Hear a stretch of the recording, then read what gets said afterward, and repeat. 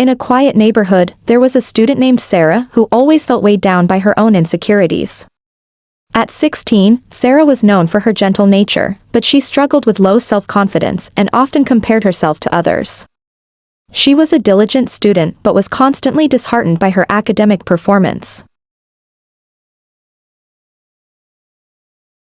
Sarah's school life was filled with stress. She watched her classmates excel and felt overshadowed by their achievements. Whenever she received grades lower than her expectations, her heart sank. One day, after a particularly tough exam, Sarah received a disappointing report card.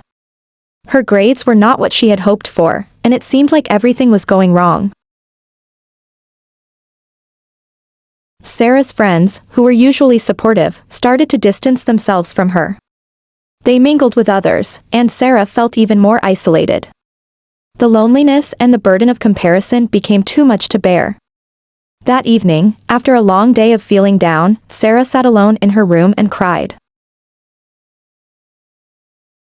Her father, Mr. Ahmed, noticed Sarah's distress. He gently knocked on her door and entered her room. Seeing her tears, he sat beside her and asked, "Sarah, what's troubling you?" Between sobs, Sarah replied, "I'm good for nothing, Dad.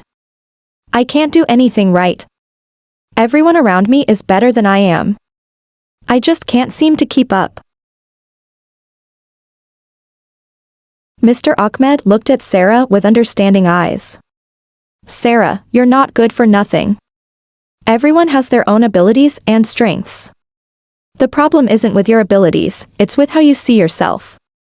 When you compare yourself to others, it's easy to feel inadequate. But remember, it's not about being better than someone else. It's about being the best version of yourself."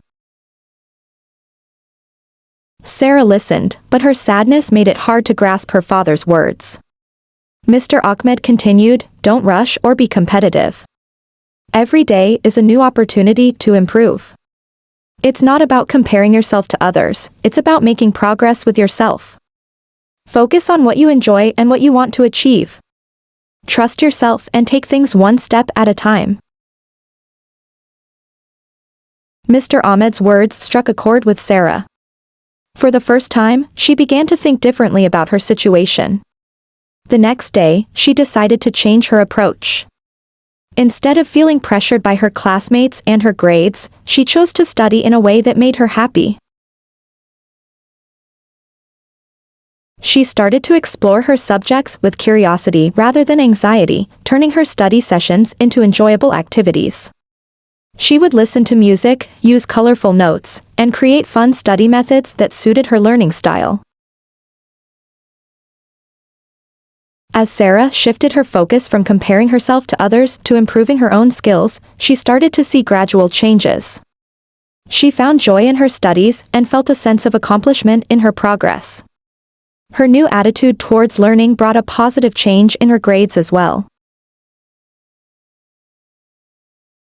Over time, Sarah's confidence grew.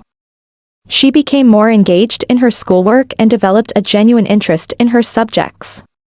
Her classmates noticed her transformation, and she gradually reconnected with her friends. They admired her for her perseverance and the positive changes she had made. Sarah's journey from feeling inadequate to becoming a confident student was a testament to the power of self-belief and personal growth. She learned that success wasn't about being better than others, but about continually improving and enjoying the process. With her father's wise advice and her own newfound enthusiasm, Sarah became a model of resilience and happiness.